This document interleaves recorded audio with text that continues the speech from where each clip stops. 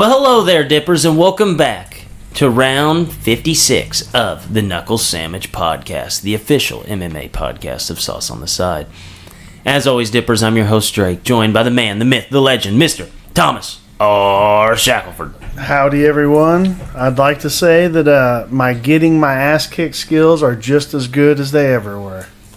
And our producer, Mr. Leighton Pip Shaventone. Did I miss this story before we started or no? No. Okay. I wrestled some matches this past week. Oh, yeah, no, Jake told me doing that. How'd that go for you? I never got any results. He wrestled a 320-pound man. I beat that one. Dude showed up with a purple mohawk and a John Cena Hustle, Loyalty, Respect t-shirt on. I knew Shackelford was in trouble. Yeah, I you know what? I didn't wrestle horrible. The first match, I couldn't get started very good. And I went 1-1. I would like to wrestle the giant fat guy first. A little warm up. Warmed up to wrestle the next guy. So, I guess what I really learned that's not how it works, dude. That guy was the boss. Where'd you wrestle at? A tournament? It was just like an open tournament. Here's what it is. Some dude get together who out of the prime. In wrestling, they do what they call open tournaments. It's really good for youth kids, high school kids who get stuff. Then there's people like... And kids to watch their coaches get beat up on. Yes. Then there's people like me who just went over there to get a little rumbles in, break a sweat. And then there's dudes that take it uber serious or show up with purple mohawks, smooching on their girlfriends all day. And then they get beat by out-of-shape guys like me. It was fun. It's a great experience. The kids were all ragging on... Drake because he didn't wrestle. Why didn't you wrestle? They were burning him all day. Well, because like Mr. Shackelford said, there's the guys there that show up and take it way too serious. That's how I am whenever I do stuff like that. And I didn't want to be the guy that showed up and took it way too serious. To make Drake look better, I told the kids, I said, look, man, Coach Drake wrestled at the pinnacle, the absolute top pinnacle match you can wrestle in high school wrestling. I said... This shit to him, this is stupid. There's no reason to even do it. I said, I wasn't that good, so I'll be doing these until I'm like 85. It just sounded like a good recipe for me to get hurt or get made fun of for being the guy who's way too serious at an event like this. It was a good time, though. But all around good time. Like I said, I can get my ass kicked like no one else. Like You're good at it. I think for the rest of my life, I'll be able to hang my hat on that. Like, yeah. I can take an ass whooping, no problem. You're making an ass beat by a seal. That's a good skill to have. Yeah, it really is, you know. I mean, it's helped me out more in life than any other skill, probably. Yeah. Some people like to be the hammer. Mr. Shackelford prefers to be the nail. I don't prefer to be, but I mean, it's even just though like, so many times now, it's just he's a nail. Yeah, no worries. So today, Dippers, we will talk about the UFC card last weekend that was headlined by Rose Namajunas and Jessica Andrade. We will break down the UFC on ESPN card this weekend, headlined by RDA and Kevin Lee. There are actually quite a few pretty big names on this thing, especially for being one of the cards on ESPN+. And we actually have a little surprise for you guys today, as Mr. Shackelford will do a taste test on the Sour Patch Kids cereal. That is, you heard that correct. Yeah. Sour Patch Kids cereal. You can buy it for $4 at your local Walmart or Kroger. It's good stuff. And also, it's the producer stuff. has supplied me with day-old milk. And on that note, latency, you know what to do.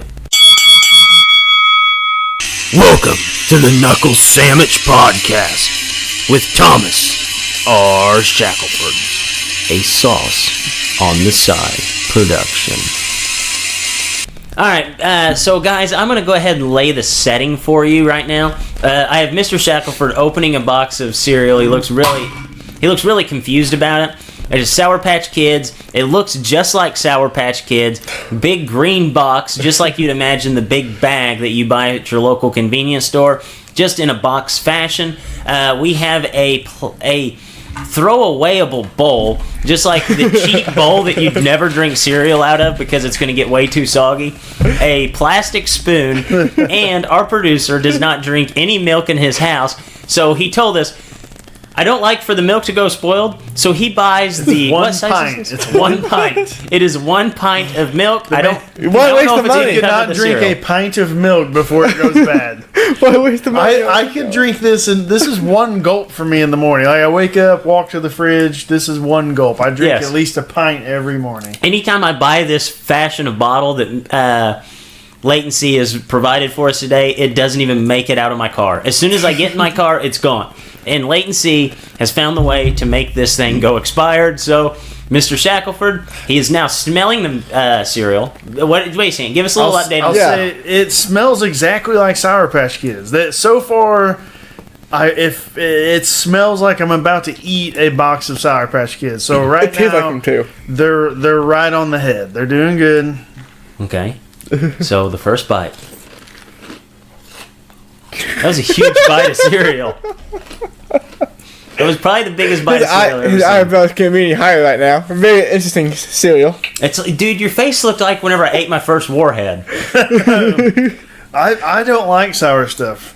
I don't eat sour Now stuff. you tell us? Well, you guys wanted to do that.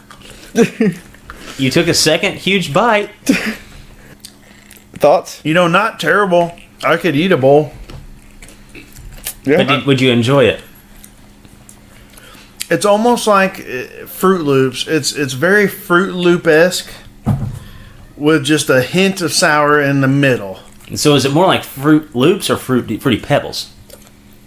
I'm going to say Fruit Loops. It's Fruit almost Loops, like Fruit Loops with an extra, they threw like a lime in there. They got like a lime and a lemon one. Huh. Not bad, surprisingly. I mean, Really? I would give it like a B. Not I give it an F. I got to 3 bites and do it away. an F. Yeah. Hand me that box. Let me try. Hand me that box. What do you mean, hand me the box? You've already eaten them. You know what they taste I like. know, You but- didn't like them. And just because Shackelford made them look appetizing doesn't mean you're going to like them the second go around. I don't. You still don't like them? What would you prefer? That or Johnny Walker Red Label? Oh, definitely this. I guess if you wake up tonight dead in your bathroom, we'll find out. Sour Patch Kids by Post, I'm going to give it a B minus. I could eat a bowl. I could easily eat a bowl. I didn't like the sourness and the milk taste together. To me, I just feel like it's Fruit Loops, but they threw a lime flavor in there. See, I'm not a big lime guy. It's definitely sour because my jaw, but I'm really wimpy with sour. Like, Yeah, no, my you're- daughter loves to make fun of me because I cannot eat sour stuff. So what about like Warheads? Could you not eat No. those? I maybe have licked one Warhead ever. It's making my jaw quench up just thinking about licking a Warhead. I ate so many Warheads in one sitting that my mouth was completely raw. yeah, that's a problem with Warheads. I'm not a sour candy guy. I'm also not a sweet tarts, nerds. That's not my style either. I'm chocolate. The big Kit Kat guy. Oh, big Kit Kat. You give me anything chocolate, and I'm down. I will say though, before he tried these, he grabs the box, and on the side there, it says, "Try our other awesome cereal flavors." There's Nutter Butter, Oreos. That Oreo. Oreos That's are all like good. that's Chips Hall Ahoy. of Fame shit right Chips there. Ahoy and Nilla banana pudding. And Nilla is just vanilla wafers. And Mr. Shackelford's taste buds are so bland, he picks up the box and he goes, "Man, I really want to try those Nillas." I was very excited to see that, and I promise you, I will get my hands on a box of those. Okay. See, I eat cereal like You have a once, palate of a 90-year-old man. I have cereal like once a year. When I do, it's Cinnamon Toast Crunch. It's like the entire box in one bowl of cereal.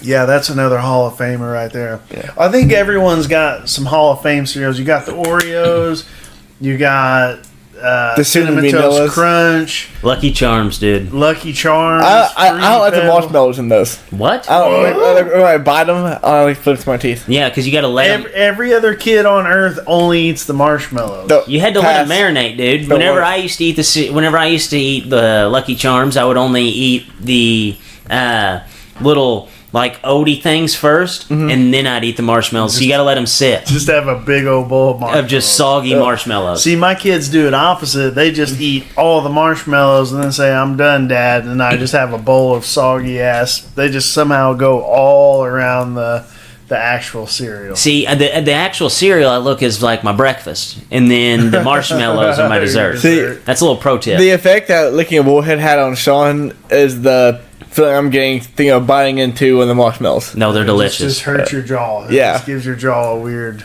Don't like it. what is your absolute favorite cereal? Oh, Cinnamon Toast Crunch, for sure. That like you eat on like a daily, like... I don't eat cereal like once a year, but That's what I it. do is Cinnamon Toast Crunch, yeah. I'm a huge Raisin Bran guy. Oh, you have the palate of an 80-year-old man, man, I'm telling you. I love if you were like Sean, you could only get one cereal forever. It would probably be Raisin Bran for me with the extra raisins.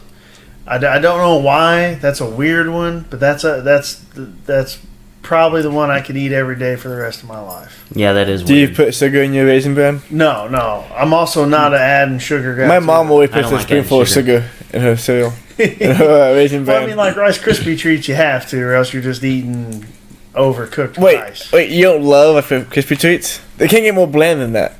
That is the bland. No, the only you know what I like my Rice Krispies as? Rice Krispie treats. Yeah, me too.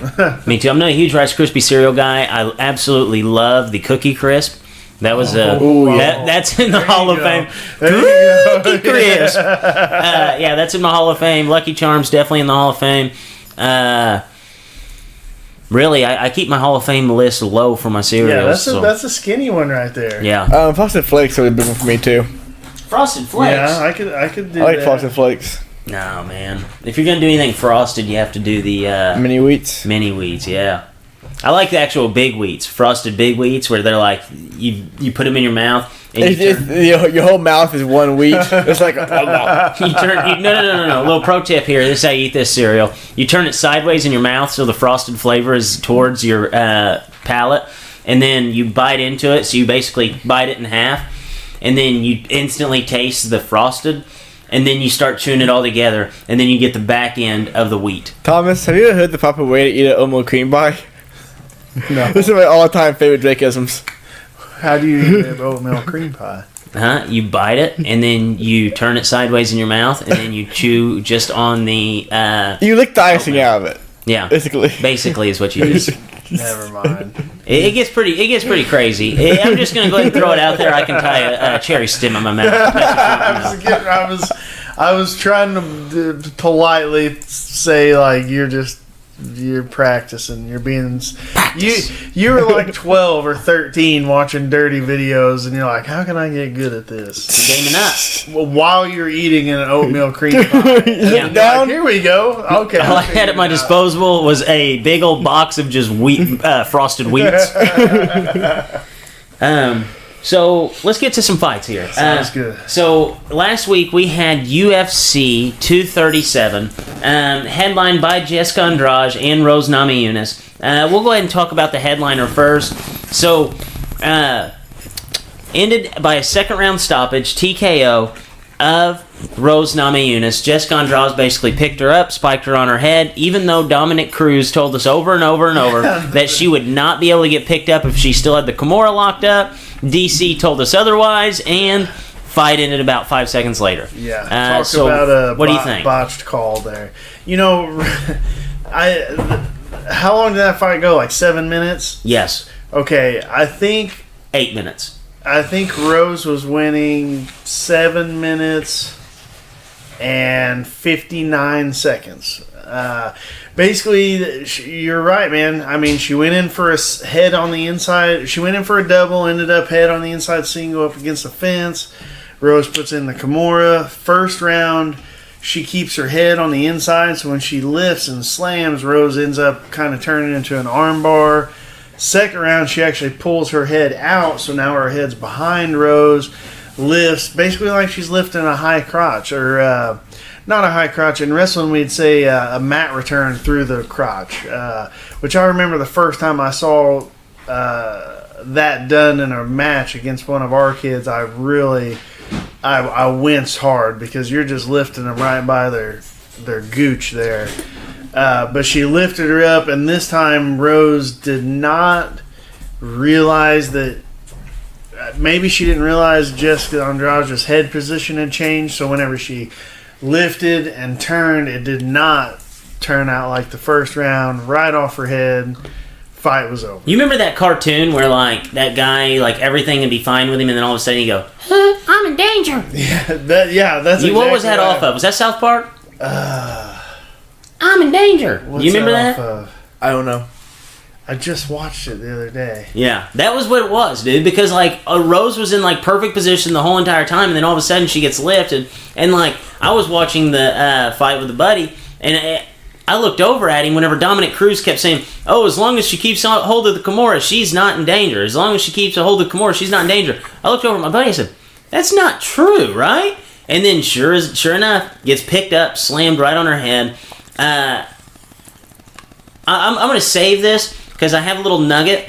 But we're going to come back to this, okay? Remind me before we move on to the next one. I have an idea for the UFC announcing because I'm done with Dominic Cruz. I was done with DC a long time ago.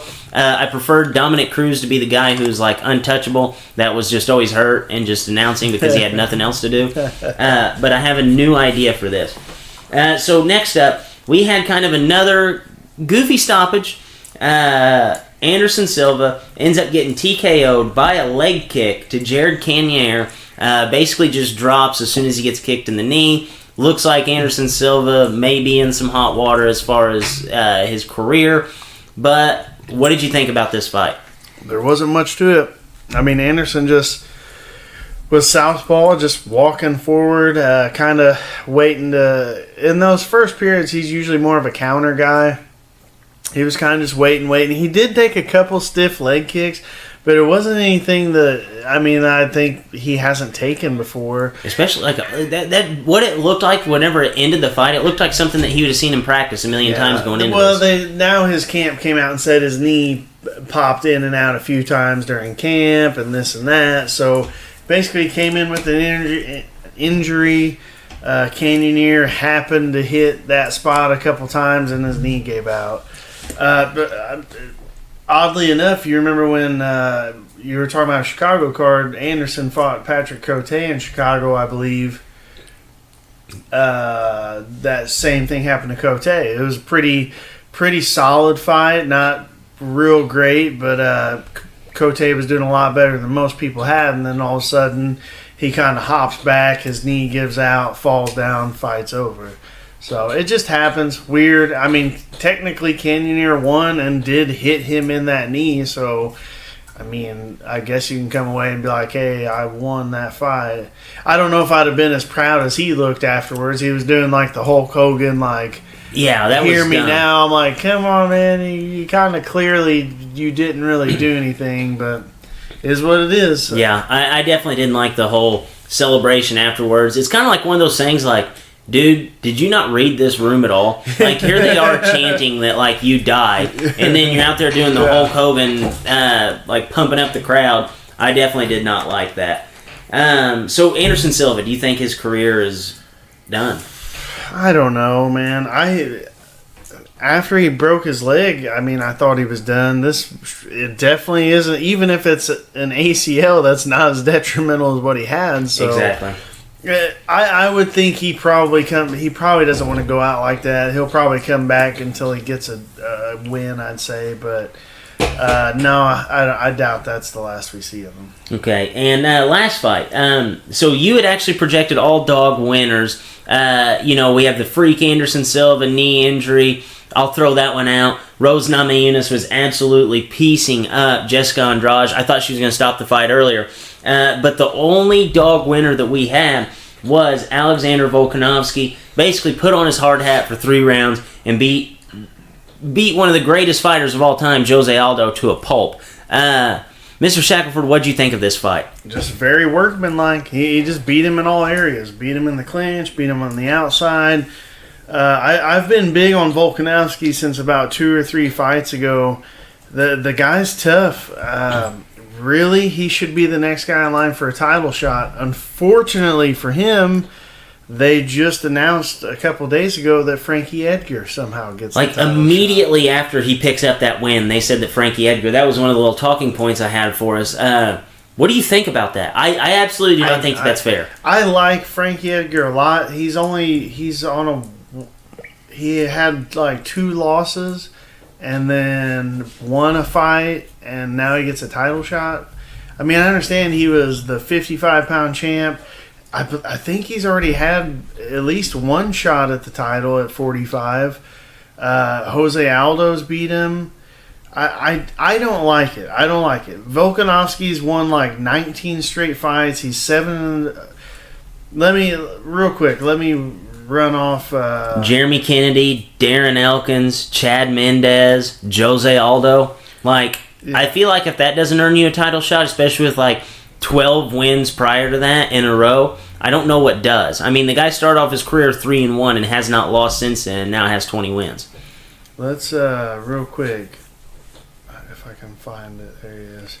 Frankie Edgar. So his last couple fights were he beat Cub Swanson, lost to Brian Ortega, beat Yair, beat Jeremy Stevens, lost to Aldo, and then he has a stretch of pretty good wins. So, I mean, I guess you can't argue, hey, Edgar can step in and get a title fight and everybody be cool with it. But that's not really, when you got a guy in the division who just beat the former, because Aldo hasn't lost to anybody but Max Holloway and Conor McGregor in like 15 years. You know what I mean? So I just don't know. I just don't know how you give it to Edgar. I really don't. I think that what they should have done was immediately following that, just announce that that's going to be your title fight. Like, Volkanovski's going to be good to go by the time that fight was to happen. And it's one of those things that's kind of a slap in the face to the guy because they waited till he won. It's almost like they were just projecting if Aldo were to win, Aldo would get another shot at Max Holloway for like the 3rd time in like 2.5 years. Yeah, I don't know what to think of it. That Ali dude is Edgar's manager, and Ariel Helwani, he's kind of a goofy guy, but Edgar's team have been going at him really hard on Twitter, and he's kind of having to stand up for himself. And he's like, "Hey, I didn't say Edgar wasn't good enough to get the shot. I'm just saying that Volkanovski clearly." He's beat a guy that beat Edgar. He beat a guy that's the former champ forever, and he's won 6 other fights in a row in the UFC. Like, there's absolutely, positively nothing else he could do right now. And if I'm correct, Aldo was the number 1 contender. So the dude's now 7-0 in the UFC, beat the number 1 contender, and basically the day later they announced that a different guy's getting a title shot. Yeah, I thought that was one of the biggest slaps in the face. And I think Edgar's probably an easier fight for Holloway than Volkanovski is. Oh, absolutely. Well, okay, let me ask you this. If you were to pick between Edgar and Volkanovski right now, who would you pick? I'd go Volkanovski all day. Me too, especially after what I saw last week. Yeah, for sure. Yeah, I mean, I knew he was a tough guy. I knew he was a really good fighter, but he pretty much shut Aldo down. Aldo hit a couple punches here and there, but for one, Volkanovski ate them like they were cheeseburgers. Like, they didn't even faze him at all. And if you remember in Edgar's fight with Aldo really touched him up a lot. Like, put it on him pretty good. Yeah. Did you hear that Volkanovski used to walk around at like 220? Yeah, he was like a... So I didn't know this about him. I guess he was really in deep to kids, youth, high school wrestling, and he started rugby and like fell in love with it. So he still wrestled his whole life just to stay in shape for rugby. But I guess he was a really like the highest level rugby player you could be. But yeah, he weighed like 220 pounds on the rugby pitch, I believe it's called. Yeah, and now he's fighting at 145. And he refers to the weight class as the little guys. Oh yeah, like you could tell when nobody outmuscles Jose Aldo, but when he put Aldo on the fence, Aldo could not get off that fence. Couldn't move. No, so dude's got some serious power for that weight class. No, I absolutely He's got to be one of the most interesting cats in all martial arts. I love dudes that cross over from other sports. We talked about that one hockey guy a couple months ago. I don't think Scotty Too Hottie. Was it Scotty Holtzman? Maybe that was his name. Yeah, he just somebody that he thought's fighting soon. Is it? Nick Lentz. Nick Lentz, yes. Nick Lentz beat him, yes. Yeah, and we thought he won that fight, kind of. But yeah, I think this Volkanovski is one of the wackiest stories to come into MMA. That's just such a different sport. I mean, it's basically football with it's basically soccer with you're tackling the shit out of people. So I don't know. Really, really funny. He's just a funny story, I think. Yeah, no, he's absolutely awesome. So biggest winner of the night, Mr. Shackelford. Who do you have?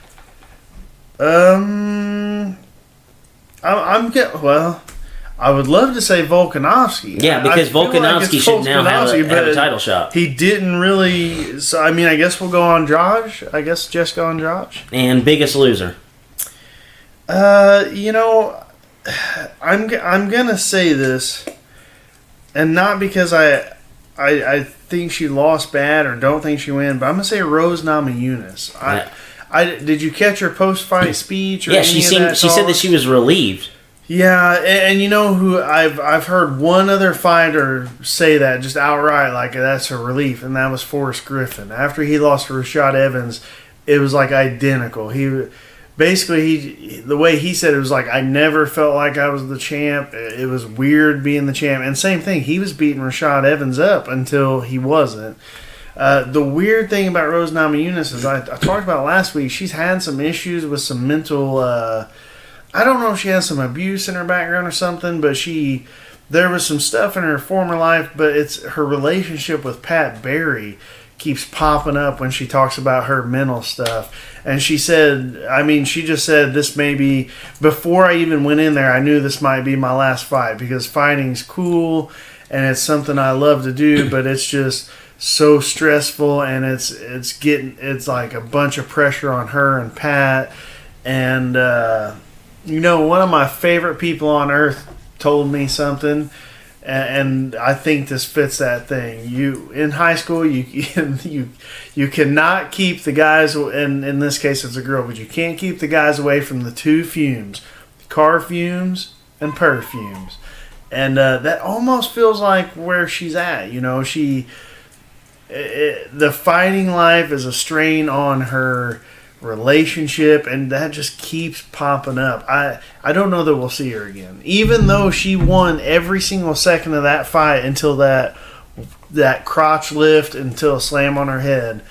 I really don't know that we'll see her fight again. I hate to call her a loser, because once you're thinking about retiring, you should retire. Just end the story. Absolutely. Even in like the NFL or something, I think that anything where it's causing damage, severe damage to your body, I don't know that we'll see her again, which is sad because she's clearly one of the best female fighters ever. I mean, she's beautiful to watch fight, but she also freaking is supermodel level beautiful. On all her things, she's playing piano. Like, she can do a lot of different stuff. So maybe the last time we see her. Okay, now to my bone to pick. I'm done. I'm done with these announcers. I'm done with them. What don't you like about them? That's what so DC and Dominic Cruz are like the two guys that have like name one thing, like one black cloud that's ever been over the top of them. Over DC and Dominic Cruz. They're just too him? clean. They're like Too clean, way yeah. too. They bring up this image of like the perfect person, and it gets boring to listen to whenever you have two of them up there. Like, and whenever you listen to fights, I feel like they should be entertaining, not only just because of the fights, but the commentary should be a little bit fun for us to listen to. I think they need to mix them. Up. So the way, like, DC would be good if you had somebody like a little bit of a dirt dog next to him. Well, and that's the ones that are like when they throw DC with a Rogan and a John Anik or something like that. They need to do a better job at mixing picking your poisons. I forget how they call them. Like whenever Rogan and Goldberg did it, they called Goldberg something. He's color like guy? the color commentator, and Rogan's more of like the informational guy. So obviously Cruz isn't a color commentator, and really I don't think DC is either.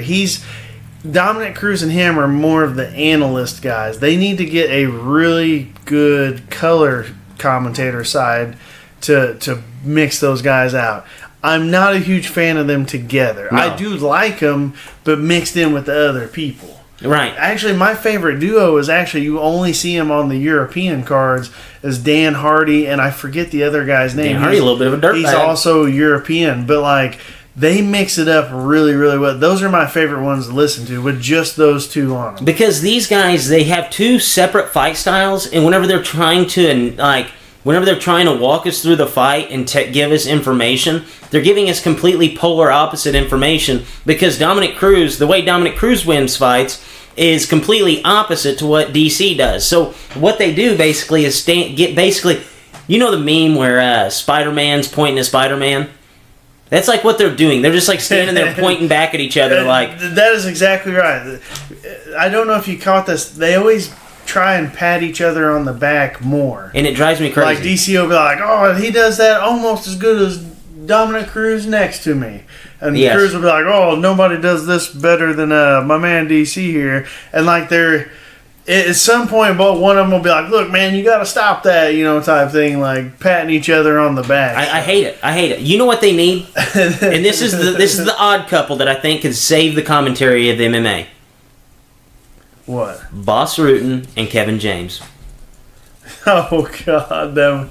I would crack up at that. That would be the best thing ever. Have Boss Rutan... No, seriously. Because Kevin James actually does train martial arts. Yeah. Now, and it's not like he's some willy-nilly expert. Whenever you are watching a fight, there are very rarely people that are total experts at fighting, and more of them are more of your Kevin James type people who have dabbled in it and know a little bit here and there. Where Boss Rutan, you couldn't throw a position at Boss Rutan and him not be able to tell you what exactly needs to happen for this guy to win and this guy to win. Where Kevin James would just basically be keeping the whole thing light, keeping it fun, and these guys are friends. That's the best thing about it, is that both these guys are absolutely hilarious, and they happen to be friends, and one of them happens to know everything about mixed martial arts. Kevin James, the actor? Yes. Yeah. Yeah, that'd be awesome. Let's do that. He supposedly ran a 4.2 40 in high school. Did he really? Yeah. He was supposedly a super athlete. Another little known fact. Like a young Thomas. Guess what I'll say F because he wrestled for the WWF. WWF/WWE pro wrestler wrestled on the same high school wrestling team as Kevin James. Who? Mick Foley. Mick Foley. God, that was a guess. That would have out my ass. Mick Foley's were both the heavyweights, and Kevin James got some kind of neck injury or something. That's why he wasn't able to do sports after. But there's a video out there of Kevin James kind of ragging on Mick Foley because Mick Foley only got a starting spot because Kevin James got hurt, and he was just I used to whoop Mick Foley's ass, no problem. Was he whooping Mick Foley or Dude Loves Ass? Well, it was Mankind. Was it Mankind? I mean, he hadn't cultivated those great personalities yet, so. I think I got that right. Would that not be? I thought that right out of my ass. Imagine going to imagine being at a high school and be like, dude, I went to high school with Kevin James and Mick freaking Foley all in the same. That's got to be the greatest high school class of all time, right there. That would be awesome. So, no, I get what you're saying. Do you think that would work? I think that would be beautiful. The old Pride, Murillo Ronaldo, who's a super ultimate color commentator, and Boss were together, and I consider Boss a color commentator. He's almost like Rogan, where he can mix color, the fun stuff, along with the technical stuff really well. They need to do. I 100% agree. They need to split Cruz and DC apart, or get a Rogan or a freaking guy like Boss in between them. So when they're starting to get Kevin James, Boss Rutan. Dude, have you noticed though, latency, that almost every single, I don't know if you know who Boss Rutan is, so Shackelford will actually be able to test this. Almost every single one of Kevin James's movies or shows, Boss Rutan makes an appearance. Yeah, shoot, Kevin James, he's really big. He's always getting fighters in his movies. That's just kind of his thing. I know that he on King of Queens. There was one episode where like Rashad Evans, that's old Hendo. School. Like he was a fan. He was legit a fan of MMA before it blew up. And then I mean, obviously he made that movie Here Comes the Boom, and there's like 20 fighters in it. He just loves the sport. He loves sports altogether, but I want to say MMA is like his favorite. Yeah, I mean it'd have to be if you're friends with Boss Rutan. That's what I think could fix it. So on to UFC. UFC on ESPN. It is their 10th card that they have now had. Man, they're flying through these. So it is headlined by RDA and Kevin Lee. RDA is a slight underdog despite back-to-back losses. He is minus 120. Kevin Lee is the slight underdog at minus 110. This is basically a pick'em, guys. So don't let the odds factor into your decision here. Mr. Shackelford, who do we have winning this fight? I'm going to go Kevin Lee, and the reason I'm going to go Kevin Lee is because his RDA's last couple losses, Kamaru Usman and unfortunately Colby Covington, they were basically identical. Anybody that puts a lot of forward pressure on him and mushes him to the fence seems to kind of like frustrate him, and he just doesn't really have an answer for it. So I think Kevin Lee's wrestling is good enough to just kind of mush him up against the fence and work out a decision. All right, next fight we have up here. We're going to go Charles Oliveira. Opens as a substantial favorite, minus 360 to Nick Lentz, plus 270. Nick Lentz obviously coming off that win against Scott Holtzman. Mr. Shackelford, who do you like here? Gonna go Oliveira, man. He's been on a roll, man. He subbed Dave Tamer, subbed Jim Miller, subbed Christos Gallegos, subbed Clay Guida. Those are his last fights. He's been on a different level. He's been off and on through his career. Had kind of a long career for such a young guy. He's fought nothing but the best of the best the entire time. I think he's making a case. I think he's making a case to get close to that title. So I'm going to go Oliveira. Yeah, I agree with you, though. I feel like he's sneaking up the title ranks, and I kind of feel like it's weird that he's fighting Nick Lentz. Well, Lentz was another highly touted prospect that just kind of jumbled wins and losses. So it does seem like maybe not a huge step forward from Oliveira, but when you look at it stylistically, I mean, we know Lentz is he's got a little bit of stand-up skills, got medium power in his hands, but he gets most of his wins by submission. So really this is kind of a hand-picked fight for Oliveira. I don't think he's going to be able to sub Oliveira.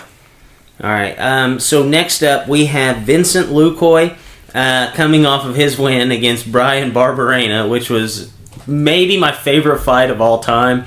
And he is taking on Derek Krantz. Lukoy is a minus 650 favorite to Krantz plus 425. Mr. Shackelford, who do you like in this fight? I think it's Vincent Luque. I'm going to go Luque. He was supposed to fight Neil Magny. Magny pulled out like 2 days ago. So this poor Krantz dude's getting ready to fight. Didn't he fight? He came out for a failed drug test, right? Magny? I'm pretty sure. I thought it was an injury. Surely not. Magny doesn't seem like a guy that... I thought that I saw that he had failed a drug test. I didn't see. I just Neil Magny announces failed USADA test that led to UFC Rochester withdrawal. Oh, shit. Man, that's surprising right there. I know. That's what I thought, too. That's super surprising. Because I got the update yesterday, and I did not see that. Well, we're going to go Luque. Poor Derek Krantz is about to fight an absolute freaking savage on like 2 days' notice. Luque. Super surprised about Magny there. Wasn't expecting that. Yeah, I agree. Vincent Luque, man, he's tough. Yeah, but like you I think the only guy he's lost to in forever is Leon Edwards, right? Yeah, something like that. And you reminded me about the Barberena fight, maybe one of the most wacky fights of all. I think you called me, "Are you watching this?" I'm like, "Nope," but I'm gonna go try right now. Dude, I announced Brian Barberena as the toughest human being on the face of the planet. You know how you said that you can take an ass kicking better than anybody? Yeah. Brian Barberena has you beat. I can't take him better than Barberena. That's for sure. Brian Barberena's 1A, Shackelford's 1B. Next fight up, we have Aspen Ladd. She is a substantial... This is a card with a lot of big favorites. I think this is going to be a good card to parlay. Aspen Ladd, minus 305 favorite over Sajuri Eubanks, who is a plus 235 underdog. Last time we saw Aspen Ladd fight, we were pretty scared whenever we saw her on the scale. So, Mr. Shackelford, are you willing to pick her again in this fight? Yeah, she's already got a win over Sajara. Sajara, I just don't know what to make of her. She went crazy about a title fight. They gave her a title fight, and then they took it away and gave it to Bullet Valentina. Sajara threw a huge fit, like going crazy, cussing out everybody on social media, and then they kept her on the card. When she comes in, she misses weight. So she's missed weight like 2 or 3 times. Ladd's got a win over her already, and Ladd's she's definitely one to watch in that division. Yeah, just go Ladd. Eubanks, there's just not enough good things in the playbook to be able to think she's going to pick up a dog win. Yeah, I agree there. So next up, I know I'm going to butcher the name. Ian Heinich? I actually don't know it. I don't know how to pronounce it. I've seen him fight before, though. He is fighting Antonio Carlos Jr. Carlos Jr. is a minus 190 favorite to Ian's plus 155 dog. Mr. Shackelford, who do you like here? I'm definitely going Carlos Jr. Dude's an animal. I think he's a guy to watch out for in that 85-pound division. Super tough guy. Like him, his ground game is absolutely lights out.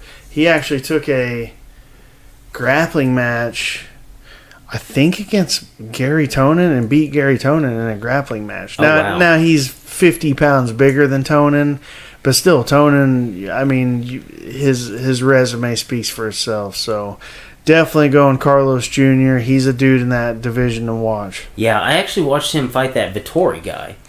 I did not realize that, but no, he is absolutely tough.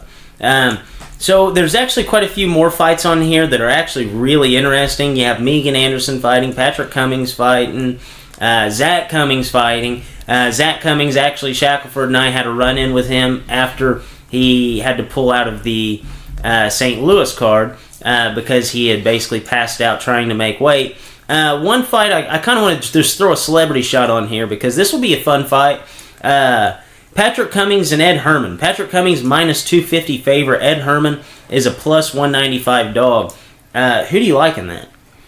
You know, Ed Herman's fought about 10 years past his prime at this point.